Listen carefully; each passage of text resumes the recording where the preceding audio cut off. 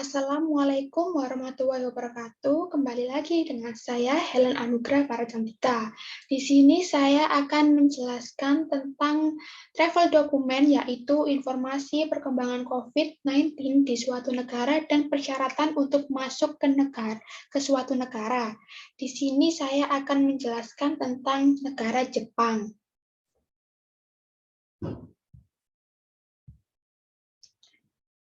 Untuk selanjutnya yaitu pembahasan yang akan saya bahas yaitu informasi umum negara Jepang, imbauan kebijakan COVID-19 di Jepang, perkembangan terbaru COVID-19 di Jepang, persyaratan masuk ke negara Jepang, dan yang terakhir prosedur saat tiba di negara Jepang.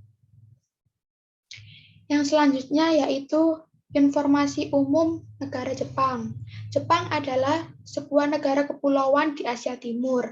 Letaknya di ujung barat Samudra Pasifik, di sebelah timur Laut Jepang, bertetangga dengan Republik Rakyat Tiongkok, Korea Selatan, dan Rusia. Pulau-pulau paling utara berada di Laut Okhotsk, dan wilayah paling selatan berupa kelompok pulau-pulau kecil di Laut Tiongkok Timur, tepatnya di sebelah selatan Okinawa yang bertetangga dengan Taiwan. Jepang terdiri dari 6.852 pulau dan menjadikannya sebagai negara kepulauan. Pulau-pulau utama dari utara ke selatan adalah Hokkaido, Honshu atau pulau terbesar, Shikoku, dan Kyushu. Sekitar 97% wilayah daratan Jepang berada di keempat pulau terbesarnya. Sebagian besar pulau di Jepang bergunung-gunung, dan sebagian di antaranya merupakan gunung berapi. Gunung tertinggi di Jepang adalah Gunung Fuji, yang merupakan sebuah gunung berapi. Penduduk Jepang berjumlah 128 juta orang dan berada di peringkat ke-10 negara berpenduduk terbanyak di dunia. Tokyo secara de facto adalah ibu kota Jepang dan berkedudukan sebagai sebuah prefektur. Tokyo Raya adalah sebuah sebutan untuk Tokyo dan beberapa kota yang berada di prefektur sekelilingnya. Sebagai daerah metropolitan terluas di dunia, Tokyo Raya berpenduduk lebih dari 30 juta orang. Untuk selanjutnya yaitu imbauan kebijakan COVID-19 di Jepang. Pemerintah Jepang menutup semua sekolah selama 2 minggu selama COVID-19 dimulai, melarang aktivitas publik dan juga menganjurkan bekerja dari rumah. Menjelang libur musim semi pada akhir Maret dan membatalkan semua acara publik, tetapi toko-toko dan restoran masih tetap buka. Hanya sedikit karyawan Jepang yang memutuskan untuk bekerja dari rumah. Mencuci tangan, berkumur dengan larutan disinfektan, dan mengenakan masker adalah bagian dari kehidupan sehari-hari di Jepang. Toko-toko dan bisnis menyiapkan cairan pembersih tangan di pintu masuk dan mewajibkan warga untuk mengenakan masker. Lalu perlahan kembali normal. Warga Jepang perlahan-lahan kembali melakukan aktivitas sehari-hari. Tempat les kembali beroperasi, namun anak-anak duduk terpisah di ruangan yang memiliki ventilasi udara yang baik. Taman hiburan juga telah dibuka kembali, tetapi orang yang sakit diminta untuk menjaga jarak. Namun pada tanggal 30 November 2021, Perdana Menteri Jepang Fumio Kishida mengungkapkan pemerintah akan menutup kembali perbatasan Jepang pada 30 November 2021. Infeksi virus mutan baru dari virus corona yang dikonfirmasi di Afrika Selatan telah menyebar, menargetkan semua negara dan wilayah di dunia.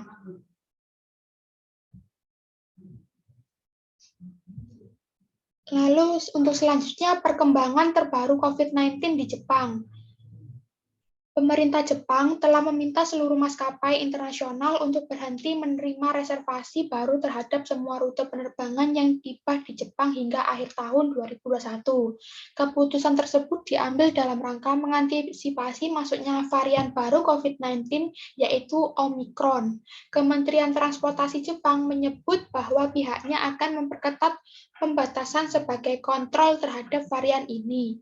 Kebijakan tersebut merupakan tindak lanjut ketika Jepang mengonfirmasi kasus kedua varian Omikron pada seseorang yang tiba dari Peru. Sehari setelah Jepang melaporkan kasus pertamanya dari seorang diplomat Namibia. Untuk selanjutnya yaitu persyaratan masuk ke negara Jepang. Menurut travel dokumen pada tanggal 5 Desember 2021, masuk ke Jepang diizinkan untuk beberapa warga negara asing dalam kondisi tertentu, kecuali mereka telah mengunjungi negara berisiko tinggi, termasuk negara UE dalam 14 hari terakhir.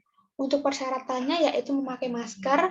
Masker diperlukan di semua area publik dalam ruangan, transportasi umum, dan area luar ruangan tertentu. Yang kedua yaitu tes COVID-19. Diperlukan tes negatif tercetak yang diuji dalam waktu 72 jam sebelum keberangkatan. Yang ketiga yaitu karantina. Karantina diberlakukan 14 hari. Lalu yang keempat, formulir pencari penumpang. Penumpang harus mengunduh ke ponsel mereka aplikasi konfirmasi informasi lokasi, aplikasi panggilan video, dan aplikasi konfirmasi kontak COVID-19. Nah, selanjutnya formulir kesehatan. Penumpang harus mengisi kuesioner online dan menunjukkan kode QR yang dihasilkan pada saat kedatangan. Yang terakhir adalah otoritas mungkin saja diperlukan di Jepang. Untuk persyaratan selanjutnya yaitu batasan masuk. Penumpang yang telah mendapatkan visa ke Jepang mulai tanggal 2 Desember 2021 harus mengajukan permohonan ulang. Semua visa yang diterbitkan sebelum tanggal ini telah ditangguhkan. Ini tidak berlaku untuk penumpang seperti penumpang dengan izin masuk kembali, penumpang yang merupakan pasangan atau anak dari warga negara Jepang, penumpang yang merupakan pasangan atau anak dari penduduk tetap atau diplomat. Penumpang tidak diizinkan memasuki Jepang jika mereka memiliki paspor Tiongkok yang diterbitkan di Provinsi Hubei atau Zhejiang. Dan ini adalah persyaratan yang lebih detail.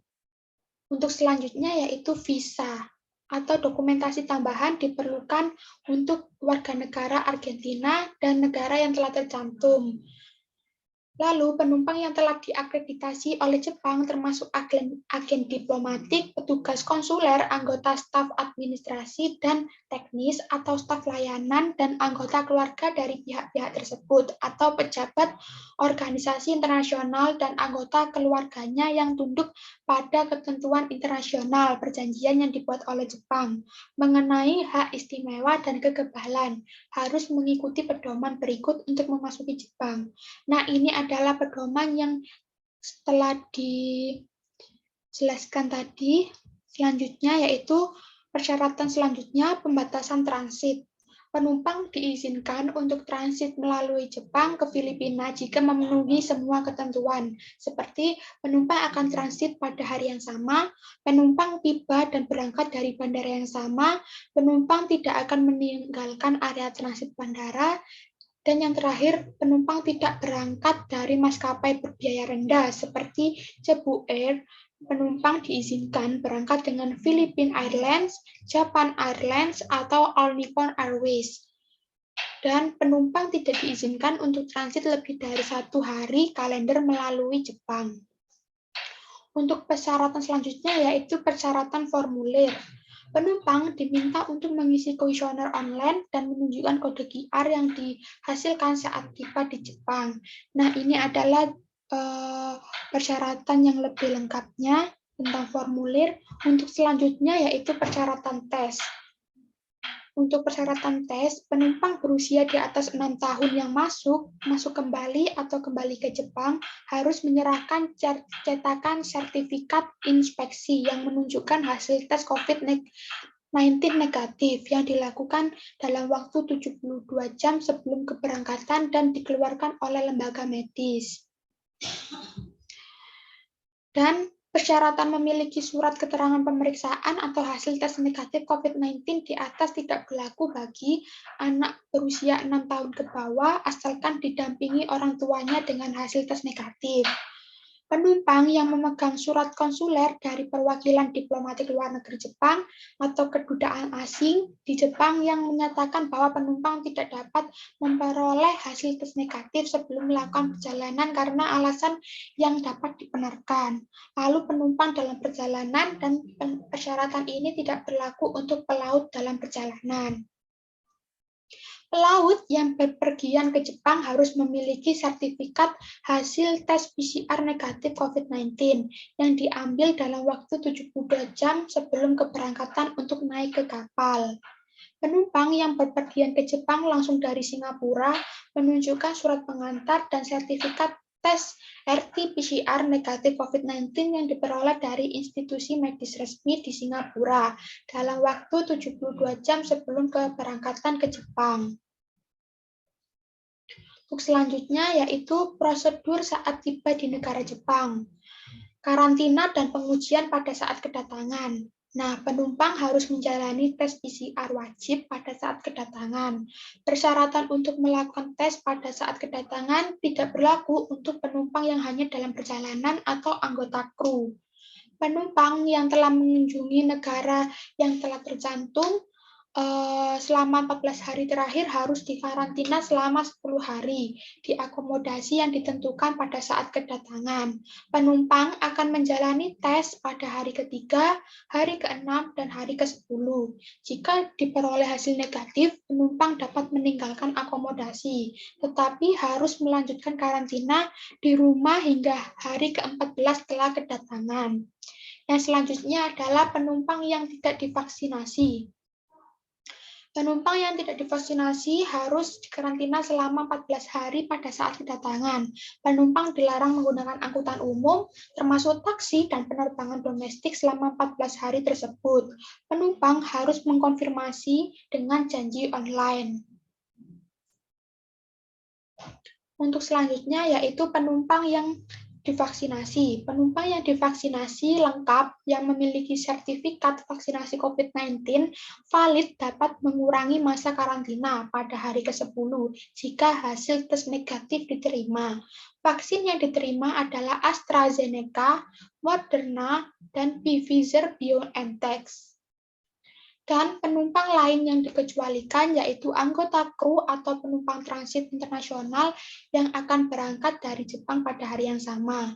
Lalu pelaut akan diizinkan masuk bahkan jika salah satu anggota awak dinyatakan positif pada saat kedatangan, asalkan pelaut lainnya dinyatakan negatif COVID-19 pada saat kedatangan dan menyerahkan sertifikat pengujian untuk COVID-19. Mungkin itu saja yang bisa saya jelaskan tentang perkembangan COVID-19 di negara Jepang dan persyaratan masuk ke negara Jepang. Untuk kurang lebihnya, mohon maaf. Sekian dan terima kasih. Wassalamualaikum warahmatullahi wabarakatuh.